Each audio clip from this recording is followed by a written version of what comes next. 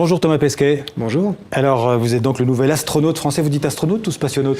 On dit plutôt astronaute. C'est vrai que le terme consacré français, c'est spationaute, mais nous, on a été recrutés au niveau européen. On parle beaucoup anglais, donc on a commencé à dire astronaute. Donc on va dire astronaute. Alors, vous vous envolerez donc le 15 novembre pour la mission Proxima à bord d'une fusée Soyouz de Baïkonour. Alors, vous allez rejoindre l'ISS, la fameuse station spatiale internationale qui tourne en orbite de la Terre, environ 400 km d'altitude, je crois. C'est ça. Vous serez 3 à bord de Soyouz. Il y aura avec vous l'américaine Peggy Whitson et le russe Oleg Novitsky. Alors d'abord, un mot sur vous, Thomas Pesquet. Vous avez un parcours déjà bien rempli. Vous avez 38 ans. Vous êtes ingénieur aéronautique, diplômé de Sup Aéro de Toulouse. Vous parlez 5 langues en plus du français, le chinois, le russe, l'anglais, l'espagnol et l'allemand. Alors vous êtes devenu pilote d'Air France d'abord, instructeur sur Airbus. Et puis en 2008, vous avez répondu à une petite annonce. Je crois que vous vous inscrivez en tout cas au concours de l'Agence spatiale européenne. Et en 2009, vous êtes sélectionné par l'agence. Alors vous suivez une formation au Centre des astronautes européens à Cologne. Et puis en 2014, c'est le grand jour, vous êtes choisi pour participer à cette mission Proxima qui part donc dans quelques semaines pour l'ISS, pour 6 mois dans l'espace.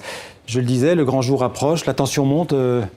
Non, c'est plutôt la continuation d'un processus assez long, comme vous l'avez dit. Ça fait des années que je m'entraîne. Là, quand on se rapproche, tout devient un peu plus réel. C'est vrai qu'on se dit, tiens, ça c'est le dernier entraînement que j'ai fait au simulateur, c'est le dernier entraînement que j'ai fait en scaphandre. Mais on continue à peu près au même rythme. Et je pense que je vais arriver au pied de la fusée sans vraiment m'en rendre compte. Alors, je disais, vous avez été pilote d'Air France, donc de gros avions. Oui. C'est un rêve de gosse, astronaute? Oui, c'est un rêve de gosse. Moi, ça me faisait rêver. J'avais des posters dans ma chambre d'avions, de navettes spatiales, même comme beaucoup d'enfants. Je pensais pas que c'est quelque chose de possible. J'avais aussi des posters d'autres choses. Moi, j'étais fan de basket. Il y avait beaucoup de choses comme ça qui m'intéressaient dans la vie. J'essayais de me diversifier. Et puis, petit à petit, j'ai eu de la chance. J'ai fait pas à pas, je me suis rapproché de ce rêve-là jusqu'à ce que finalement, on me donne le droit de m'inscrire sur la ligne de départ pour un vol spatial. Alors, depuis combien de temps vous préparez cette mission? Alors, le recrutement, c'était donc 2009, entraînement un peu générique. Depuis 2014, désigné sur la mission, et là, c'est 100% de mon temps, entraînement spécifique sur l'ISS, sur le véhicule Soyouz qui va nous amener là-haut, sortie extravéhiculaire, programme spatial. Il y a évidemment beaucoup de choses à faire, et ça va m'occuper jusqu'aux derniers instants, jusqu'au 15 novembre. Et cette préparation, j'imagine, à la fois physique, technique, technologique? Bien sûr. Alors l'ISS, c'est scientifique. Oui, scientifique. Ouais. L'ISS, c'est sans doute l'objet le plus complexe qui ait jamais été construit par l'homme dans un environnement extrêmement difficile. Donc il faut tout savoir par cœur aussi parce qu'on est amené à réparer, à maintenir la station. Il faut s'entraîner au pilotage du vaisseau Soyouz. Alors justement, là, je crois que on voit des images dans le vaisseau Soyouz. Tout à fait. Là, c'est au simulateur à la Cité des Étoiles. Ouais. Donc on voit, on est en scaphandre, on répète des scénarios de départ et on a vu départ de feu. Malheureusement, on se prépare aussi à faire face à ce genre de phénomène. Alors justement, quel sera votre rôle d'abord dans le vaisseau Soyouz? Dans le vaisseau Soyouz, je suis le copilote, c'est-à-dire que le commandant de bord, c'est toujours un russe, ce sera mon collègue Oleg Novitsky, parce que c'est un vaisseau russe, Soyouz, traditionnellement. Le copilote, lui, partage la gestion du vol avec le commandant de bord. Il est qualifié de la même manière pour le pilotage manuel, le rendez-vous, la rentrée atmosphérique, donc on s'entraîne en centrifugeuse, en simulateur. Ça ressemble un peu à ma vie de pilote d'avant. Alors là, on voit des images tournées dans la station. Alors la station spatiale, c'est grand, je crois que c'est plus de 110 mètres de long. C'est immense, oui, c'est 110 mètres sur 70 mètres à peu près. La surface intérieure, c'est grand comme un Boeing 747. Il y a 13 modules différents, donc c'est un terrain de jeu, c'est vite dit, parce que terrain de travail, on va dire, formidable pour tous les astronautes. On a des modules qui sont des laboratoires, des modules de vie, comme on le voit en ce moment, avec nos couchettes individuelles. On a notre salle de sport, on a la porte de sortie où on entrepose nos scaphandres pour aller faire des sorties extravéhiculaires. C'est notre nouvelle maison qu'il va falloir apprivoiser. On va reparler de ces sorties, mais là on voit toujours l'apesanteur. Vous êtes déjà entraîné à l'apesanteur? On s'entraîne comment? Dans une piscine? Alors oui, pour les sorties en scaphandre, on a dans une immense piscine de 10 mètres de large, d'à peu près 100 mètres sur 50 mètres, on a l'extérieur de la station qui est recréé. Et là, nous, on est en scaphandre. Un scaphandre, c'est lourd, c'est 150 kilos à peu près. Donc avec la flottaison, on simule le fait d'être en apesanteur à l'extérieur de la station. Et on va se déplacer, installer des équipements scientifiques, faire des réparations à l'extérieur de la station. Pour l'intérieur de la station, on peut pas vraiment se préparer. On peut faire des vols paraboliques qui nous donnent 20 secondes, 22 secondes d'impesanteur, mais ça prépare pas à passer 6 mois à voler comme ça au-dessus du plancher des vaches. Alors 6 mois, je le disais, donc quel sera... Alors il y aura 300 expériences.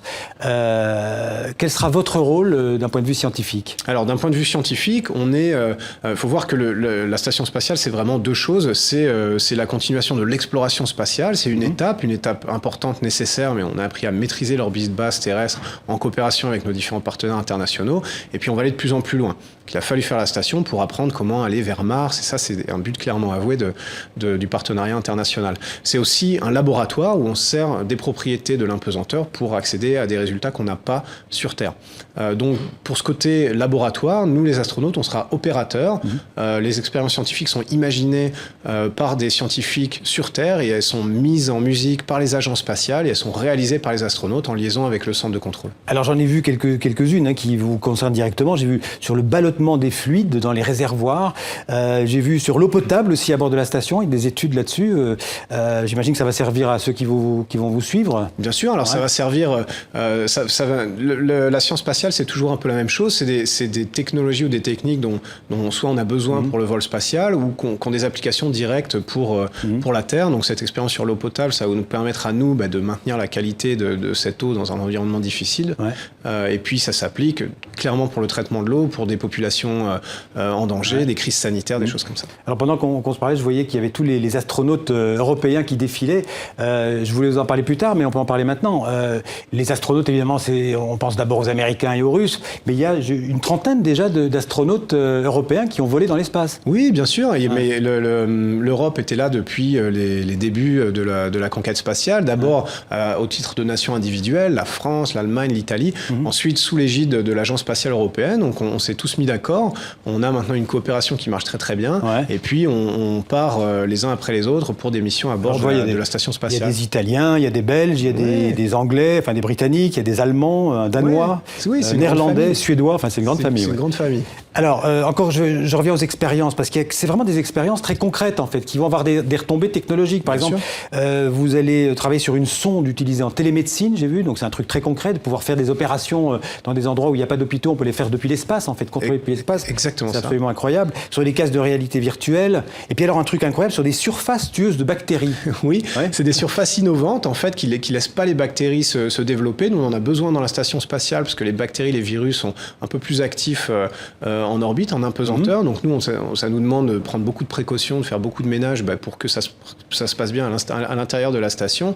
Évidemment, ça a des applications directes dans des zones très peuplées, ou par exemple des aéroports, des gares, des stations de métro, des choses comme ça. Donc on pense vraiment à l'application au sol des manipulations de recherche que nous, on réalise à bord de la station. Alors il y aura aussi des parties éducatives avec des échanges en direct de l'espace avec des écoles, avec des lycées.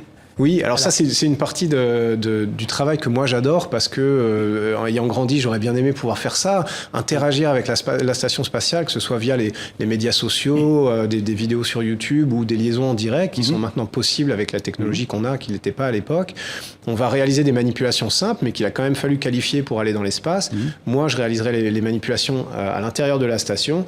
En même temps, sur Terre, des lycéens, des collégiens réaliseront les mêmes expériences sur Terre. On pourra comparer nos résultats, puis ça permettra de parler de concepts de physique, de biologie. Des cristaux, des enzymes, tout ça. Oui, voilà, tout ça. Donc c'est une manière d'intéresser les jeunes. Je pense que c'est important aux carrières scientifiques et techniques. Mais ce qui est important de dire, c'est que ces expériences, elles sont très concrètes. Elles vont avoir des retombées, parce qu'on pense toujours que l'espace, à quoi ça sert. Mais en fait, là, on a des exemples concrets. Bien sûr, et tout ce qu'on fait, on n'envoie pas des expériences dans la station spatiale juste pour se faire plaisir. Enfin, moi, si j'irais juste pour me faire plaisir, mais malheureusement, c'est pas comme, heureusement, c'est pas comme ça que ça se passe.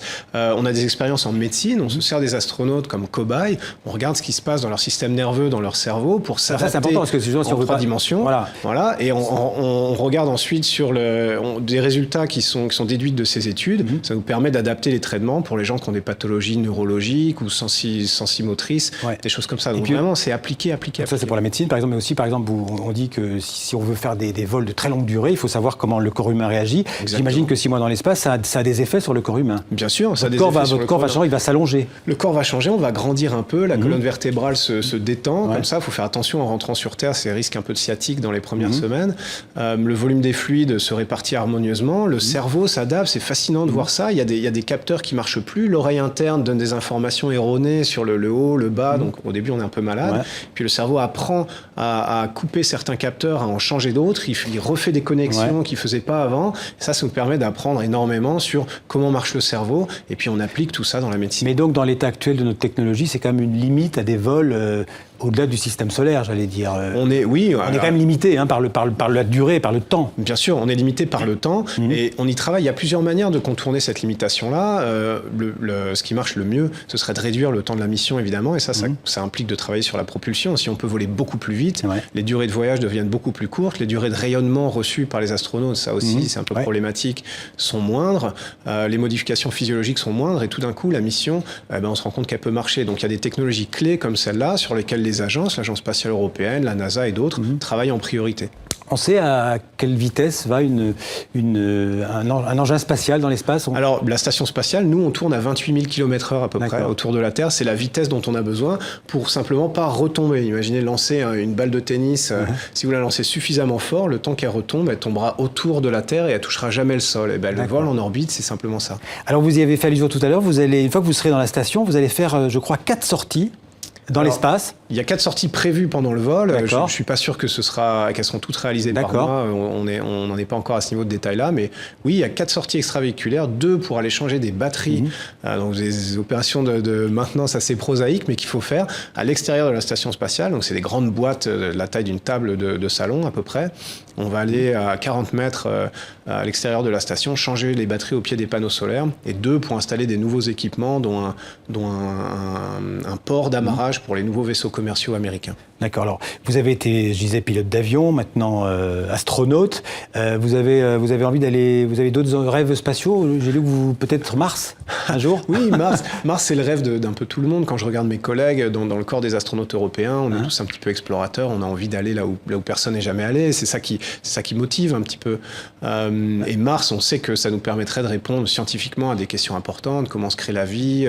Pourquoi elle disparaît? Est-ce que ça pourrait nous arriver à nous? Est-ce que la vie est possible ailleurs? Vous êtes candidat pour... Bien sûr, mais on est tous candidats. Ce sera ça le problème. Il faudra choisir parce que je sais que tout le monde va lever la main et puis il faudra que quelqu'un fasse un choix. Bon, avant d'aller sur Mars, donc je vous souhaite un bon voyage sur la station. Merci beaucoup. Bon travail. Merci Thomas Pesquet de passer dans le 64 minutes pour parler de cette magnifique mission donc dans la station spatiale internationale. Merci à vous. Je vous en prie.